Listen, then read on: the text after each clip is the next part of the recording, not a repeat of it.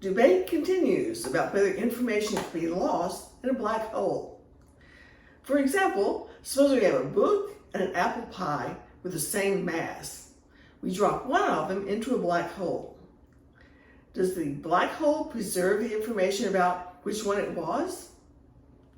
Now, my first reaction to this paradox or question or debate was, who cares? Once it's in a black hole, you can't get access to the information, so what difference does it make whether it's still there or not? Well, it turns out quantum gravity people care a lot. I read this book called The Black Hole War by Leonard Susskind. The subtitle is My Battle with Stephen Hawking to Make the World Safe for Quantum Mechanics. And what he says is, all hell would break loose in all physics, not just black hole physics, once the door to information loss was opened. Okay, I think he's exaggerating just a little bit because this is a popular level book. It's a great, very entertaining read. But the point that he's trying to make is that quantum mechanics tells us information is preserved. A theory of quantum gravity has been the holy grail of physics research, theoretical research, for the last 50 years.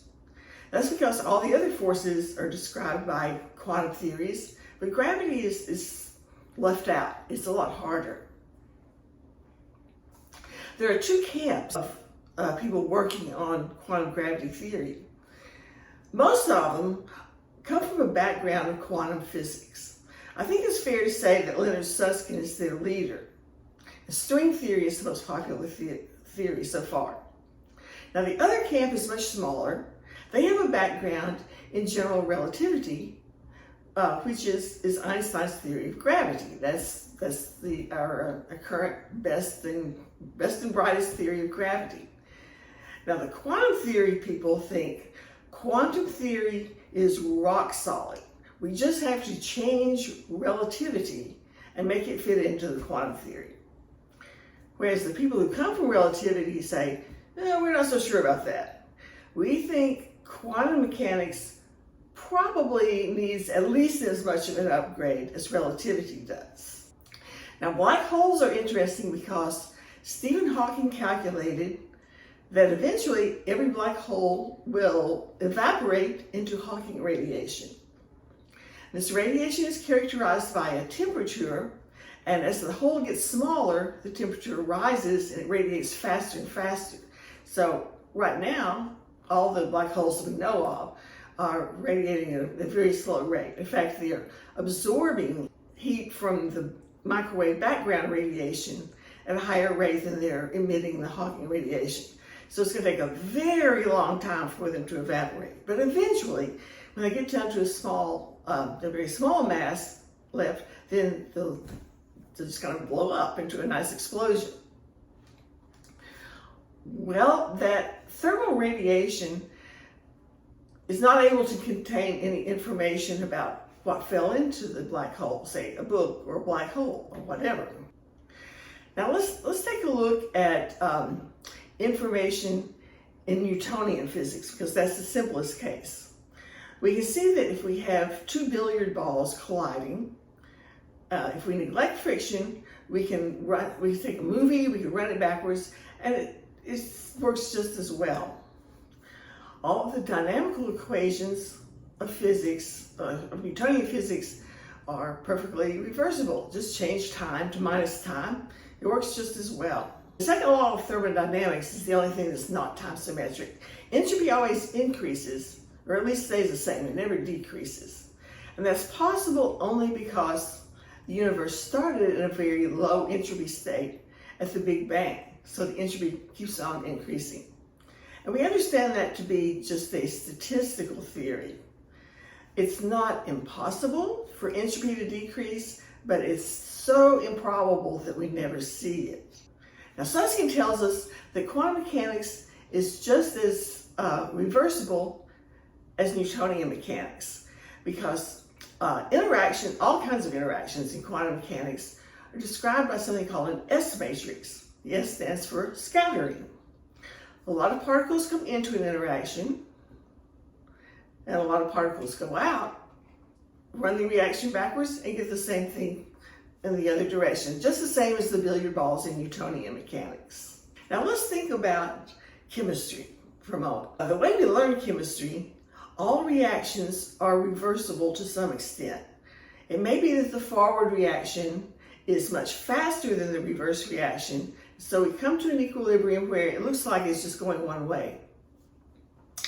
And the reason for that is that we think when two molecules collide, they form something called a transition state or activated complex.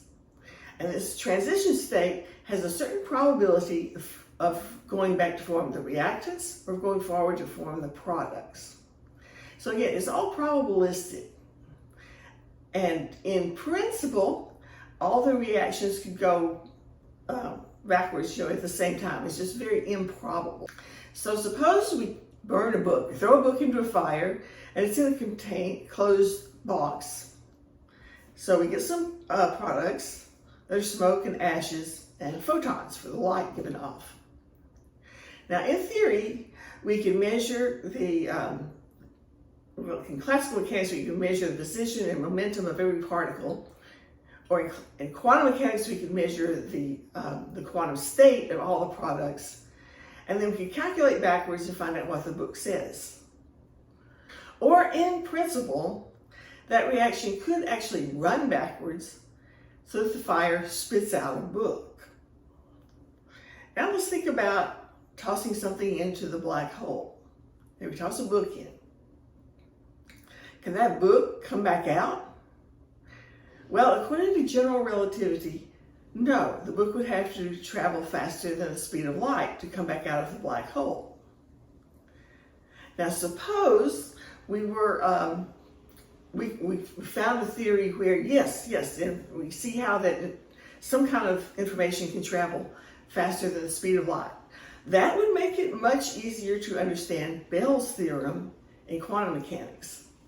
But aside from that, as long as we keep the idea that nothing travels faster than the speed of light, there's a big difference between tossing the book into the black hole and tossing the book into the fire.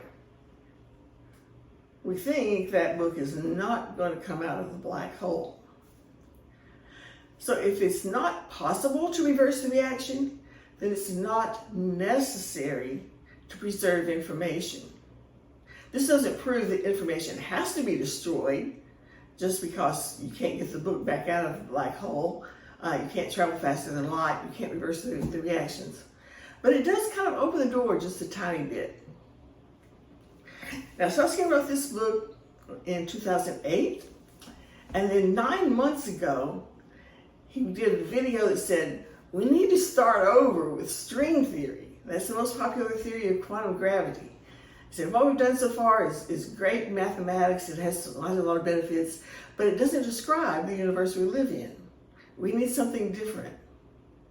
So maybe just this idea of comparing the black hole with the fire can open the door just a little bit to something different. Thank you for watching.